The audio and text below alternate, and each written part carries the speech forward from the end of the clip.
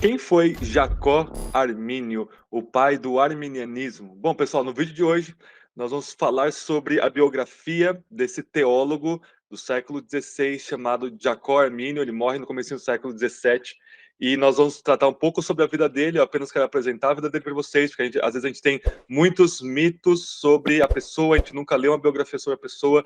E com essa série eu gostaria então de trazer para vocês então não só a questão da vida de Armínio, mas os próximos vídeos que eu vou gravar o próximo, vai ser sobre os remonstrantes, que são os primeiros seguidores ali de Armínio, e também vou gravar alguns vídeos sobre a teologia de Armínio em comparação com a teologia reformada. Não vou tratar dos 5 pontos do arminianismo versus 5 pontos do calvinismo, deixo isso para um outro momento, a internet está bastante saturada com isso, mas nós vamos tratar de questões assim mais pontuais, mais profundas da teologia dele, que assim às vezes a gente não tem aqui na internet. Tá bom? Então fica até o final que nós vamos hoje ver a vida de Armínio. Bom, pessoal, aproveitando que a gente está falando de Armínio, eu gostaria de fazer uma recomendação para vocês de um site que vende produtos de teologia reformada, mas não livros, eu estou falando de produtos mesmo. Essa camiseta aqui, eu ganhei, essa e mais uma da minha esposa, de Dia dos Pais, e eu estou achando ela maravilhosa. Olha só, está escrito Sola Gracia, né?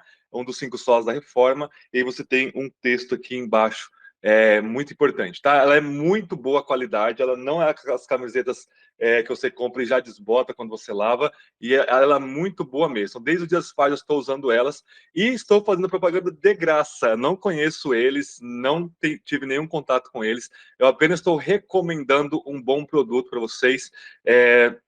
Porque eu creio que é assim que a igreja, os cristãos devem fazer. Assim como vocês aqui no canal, quando gostam do conteúdo, vocês compartilham o vídeo com outras pessoas, isso é um ato de amor e de caridade, né? Para com todo mundo, que você está vendo que você está mostrando um conteúdo bacana para as pessoas. Eu também agora estou fazendo essa propaganda gratuita aí para o site reformada.com.br, tá? Então, vou deixar o link aqui na descrição, se você quiser visitá-los. Tem camiseta, tem copo, tem produtos assim bem bacanas, bem bonitos e de boa qualidade, tá? Então vale a pena nós abençoarmos a vida dos nossos irmãos aí que estão fazendo esses produtos maravilhosos aí para nós, tá bom? Então vamos lá, gente. Jacó Armínio, quem foi esse sujeito? Antes disso, uma dica para vocês. Eu tenho aqui no canal, antes de vocês me chamarem de super mega passapanista, eu tenho 2 playlists tratando sobre Calvino. Uma é uma leitura comentada das Institutas de Calvino. Vocês vão ter que ter paciência, porque vídeos antigos, a qualidade está bem ruim, tá menor do que está agora, por exemplo. E eu tenho uma outra playlist falando sobre os comentários bíblicos de Calvino. Não tem nada no YouTube tratando sobre isso. Eu trago para vocês como que Calvino mostrava sua teologia a partir de seus comentários bíblicos, a partir da sua exegese, tá? Então, às vezes eu faço isso aqui no canal, eu pego um teólogo e a gente vai aí vendo algumas coisas sobre ele, tá? Então a gente está falando com o N.T. Wright, por exemplo, esse ano, e eu fazer do Armínio até o final do ano. Eu não vou estender, o meu plano era trazer um vídeo por livro do Armínio, tá? Mas eu vou ter que deixar esse projeto para o futuro, porque eu tenho outros teólogos na frente para ler, que na minha formação acredito que são mais urgentes, digamos assim, tá bom? Então vamos lá, gente. Jacó Armínio. O Armínio, gente, ele nasceu em 1559, um pouquinho antes da morte de Calvino, e o nome dele é Jacob Hammersum, tá? Hammersum, quando é latinizado, vira Arminium, tá? A gente até brinca que os liberais têm assim o Jesus histórico e o Cristo da fé, coisa de doido isso daí, mas na teologia histórica nós temos o Armínio da fé e o Hammersum histórico, né? O Hammersum histórico e o Armínio da fé, porque podem ser pessoas completamente diferentes se você não conhece Armínio nesse sentido, tá?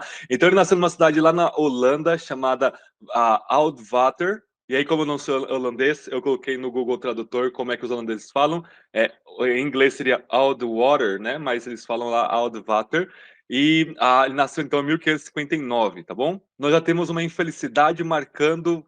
Ele teve várias tristezas na vida dele. Uma delas que ele acabou nem sentindo inicialmente. O pai dele morre antes dele nascer, ou seja, enquanto a mãe dele estava grávida dele, ele teve outros irmãos, né? Mas o pai dele acabou falecendo ali antes dele nascer. Então ele, os irmãos e as irmãs ali foram criados pela mãe. Então já tem uma dificuldade aí grande nessa criação. Em 1575, quando ele tinha de 15 para 16 anos, mais ou menos, ele vai para Marburgo, né, na Alemanha, para estudar ali com um sujeito chamado Rudolf Snellius, tá? E quando ele chega lá, né, no mesmo ano que ele chega lá, acontece uma tragédia na cidade natal dele, lá em Altvater, tá? Você tem ali uma briga política, os revolucionários contra os espanhóis, e você tem ali o que é chamado de massacre espanhol em Altvater, exatamente em 1575. E nesse massacre dos espanhóis lá nessa cidade da Holanda, é, metade da cidade, no mínimo, foi morta, tá, pelos espanhóis. Então, toda a família de Armínio foi assassinada nessa tragédia. Gente, isso é um impacto, uma tragédia gigantesca, né? Então, o Armínio, ele estudando lá em Marburgo, ele recebe a notícia de que toda a família dele foi morta. Isso foi tão trágico, gente, que durante todo o século XVII, né, desde 1600 e no comecinho de 1600 até o final, até o último sobrevivente dessas famílias que foram mortas, o Estado holandês pagou uma indenização para as famílias que perderam os seus entes queridos ali nesse massacre, tá? Então foi uma coisa, um evento histórico realmente muito trágico. E Hermínio, que já não tinha pai, ele acaba perdendo toda a família nesse massacre espanhol em 1575. E aí ele ficou um ano estudando em Marburgo, tá? Depois ele foi se graduar lá na Universidade de Leiden, tá? E aí ele se gradua lá em 1581, tá bom? Então ele faz a graduação dele em teologia lá em Leiden. Em 1581 ele se forma lá. E aí, formado em Leiden, gente, ele vai para onde? Ele vai para a famosíssima, na época, Genebra, até hoje, né? Mais famosa pela teologia. E ele vai estudar sobre a tutela de ninguém mais, ninguém menos do que Theodor Beza. Beza é o sucessor de Calvino lá em Genebra, tá? Então estuda com Beza. Nesse período que ele está lá, ele vai estudar um pouco em Basel, depois ele volta para Genebra, ele fica mais ou menos um ano em Basel estudando, ele volta para Genebra. Era comum essas peregrinações de estudos, né? Os estudantes então iam, ficavam um tempo numa universidade, estudavam, iam numa outra universidade, estudavam. Então, se você tinha essa condição, era muito interessante você conseguir ficar um tempo em lugares diferentes, para você aprender com mestres diferentes aí. Isso é uma coisa muito legal daquela época que eu realmente gostaria de ver de volta. Né? E aí, em 1587, ele começou a pastorear, tá? Lá em Amsterdã, né? Ele volta para o país dele, então, na Holanda, e ele começa a pastorear lá em Amsterdã, e um ano depois ele é ordenado ao ministério pastoral. Só que, gente, nessa transição que ele começa a pastorear e é ordenado só no ano seguinte, ele vai viajar com um amigo dele chamado Adrian Julius. Eles vão para a Itália, e eles passam ali 7 meses na Itália estudando filosofia, tá? Então você tem todo aquele movimento da Renascença ainda bem bacana lá na Itália, em toda a Europa ali, e eles vão lá para estudar filosofia, né, ler as fontes aí dos filósofos. Eles passam 7 meses lá estudando filosofia, tá? E nesse período com contato maior com o catolicismo romano, o Armínio ele vai descrever a sua experiência vendo o catolicismo romano como se o catolicismo romano fosse algo completamente feio e horrível, tá? É uma coisa assim terrível, a forma como ele fala até que o romanismo é detestável, tá? Então, alguns detratores do Armínio vão dizer que ele beijou os pés do Papa, que ele era amigo do Bellarmine, né? Mas, gente, ele mesmo falando, ele já descreve Roma só com adjetivos, assim, horrorosos, né? Então, é estranho essa detração, né? A gente precisa ver o que é a oposição, talvez inventando coisas, exagerando coisas sobre a pessoa, e o que a própria pessoa disse sobre essas questões, ok? E aí, meus queridos, em 1590 ele se casa, tá? Ele se casa com uma filha de um dos membros do concílio da cidade, então é uma moça lá com a sua importância, tá? Ela chamava Leibset Rael, alguma coisa assim, é um nome holandês bem difícil, né? Mas é Leibset Rael, Real, alguma coisa assim. E ele se casa então com ela em 1590. E aí, depois do casamento dele, ele foi convidado a escrever um tratado contra um personagem lá da época, né? Que chamava Dirk Kernheim, ou Kurnhart, alguma coisa assim, né? Esse Dirk, ele era anticalvinista, estava escrevendo tratados anticalvinistas e chamaram o Armínio para refutar esses escritos anticalvinistas dele, uma vez que Armínio era aluno de Theodor Beza. tá? E se eu não me engano, ele escreve, eu não acessei esses livros dele ainda, tá? Mas ele entra nessa polêmica defendendo alguns pontos, então, de Calvino. E aí entra um assunto espinhoso, que muito pouca gente sabe, tá? Mas Armínio, ele se considerava conscientemente reformado. No céu tem pão e morreu. Tá? Por que ele é considerado reformado, gente? Porque ele aderia à Confissão Belga e ao Catecismo de Heidelberg, tá? Então, quando ele era acusado de heresia, isso era muito comum na época, todo mundo se acusava o tempo todo, tá? Mas dizendo, olha, você tem tal e tal erro teológico, tal e tal heresia até, né? Eles dizem, não, eu subscrevo completamente com o Catecismo de Heidelberg e a Confissão Belga. Tá? Para vocês terem uma ideia, nós temos então os documentos são chamados de as 3 formas de unidade das igrejas reformadas. Tá? O primeiro documento, que é a Confissão Belga, apareceu em 1561. Tá? O segundo documento, que é o Catecismo de Heidelberg, apareceu em 1563. Tá? Até aí, nós tínhamos apenas 2 formas de unidade, que são esses 2 documentos. Só em 1619, 1620, é que apareceu aí os cânones de Dort. E aí eu vou falar sobre isso nos próximos vídeos, tá? Sobre Armínio, os Remonstrantes e Dort. Ainda vou falar sobre isso, bem fundamentado histórica e teologicamente, tá? Então, o Armínio, ele morreu antes, a gente vai ver, ele morre em 1609, morreu antes dos cânones de Dort, mas você ainda não tinha os cânones de Dort para reger essa unidade das igrejas reformadas. E Confissão Belga, Catecismo de Heidelberg, esses dias eu li as duas de novo, fazia um tempo que eu não li as duas, não são absolutamente explícitas nos pontos de doutrinas que Dort vai formular, e é por isso que a gente precisou de Dort formular, porque não estava tão clara, tá? Então, entre calvinistas, nós tínhamos discordâncias, tá? Nós tínhamos o calvinismo de Genebra, o calvinismo genebrino, em discordância com outros pontos de outros lugares, né? Então, tinha escolas reformadas que vão discordar em alguns pontos. Isso é absolutamente normal, esperado. Seria estranho se fosse diferente. Por quê? 2 teólogos qualquer da história não vão concordar 100% em tudo. Isso não existe. Isso é saudável nós crescermos esse diálogo de nos aproximarmos cada vez mais do texto bíblico e da fé cristã. Da precisão, né, de uma interpretação bíblica cada vez mais precisa, coerente com o todo. Isso é uma tarefa que exige anos, milênios e milhares de teólogos e mestres aí conversando entre si. Tá? Então, Armínio, ele era reformado, ele se considerava reformado, ele morreu confessando que era reformado, porque ele aderia à Confissão Belga e ao Catecismo de Heidelberg. Tá? Talvez, quem sabe, se ele tivesse vivido até os cânones de Dort terem sido escritos, a história seria bem diferente, né? Seria bem diferente mesmo. Tudo bem?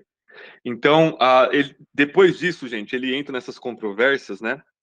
Mas depois disso ele passa assim 10 anos de pastorado, ele fica 10 anos se dedicando ao ministério pastoral, evitando ao máximo polêmicas, tá? Então ele realmente estava querendo pastorear a igreja dele lá em Amsterdã. E aí, porque a vida do pastor nunca é fácil, ele é convidado, existe uma sondagem dele ser um possível professor de teologia lá na Universidade de Leiden, onde ele estudou, né? Só que assim, era para suceder o professor lá, só que um outro sujeito lá, calvinista, chamado Francisco Gomarus, ele vai ser então veementemente contra essa questão de Armínio ser professor em Leiden. O fato é que ele passa 6 anos em Leiden, tá? E esses 6 anos foram muito conturbados, porque ele lutou com 2 coisas: inúmeras polêmicas, ele pregou em Romanos 7, ele pregou em Romanos 9, né? Ele tinha, claro, a visão diferente da predestinação que os calvinistas têm, ele tinha uma visão diferente de alguns pontos também, então os sermões de Romanos 9 dele foram bem controversos na época, tá? Ele foi acusado de várias coisas por causa disso, e nós temos, então, ele lutando também com uma tuberculose muito forte, tá? E aí, assim, o conflito dele com o Gomário só aumentou, foram chamados os dois diante do Concílio Nacional lá, né, de Amsterdã, para debater. Eles debateram um pouco, um apresentando as defesas e as acusações, né? E você tem, então, que depois iam de novo, e o desejo de Armínio era convocar um sínodo nacional para resolver essa questão, tá? Infelizmente, ele acabou morrendo antes de ver isso, então ele morre de tuberculose em 1609, 19 de outubro de 1609, e nós temos então aí a morte dele. Próximo vídeo eu falo sobre os remonstrantes, os seguidores de Armínio que vieram depois dele aí, que sim, se desviaram bastante do ensino de Armínio sobre muitas coisas importantes. Tá? Então, gente, existe um grupo pequeno de arminianos que até hoje se denominam arminianos reformados. Tá? Eles não creem em muita coisa do que o arminianismo wesleyano crê e nem do arminianismo pentecostal crê. Tá? Então, esse grupo ele é bem pequeno, ele é bem diminuto na história. Né? Alguns batistas gerais aderiram a esse arminianismo reformado, tá? Que vai buscar essa confissão mais em unidade com a reforma, ainda com seus pontos discordantes, tá?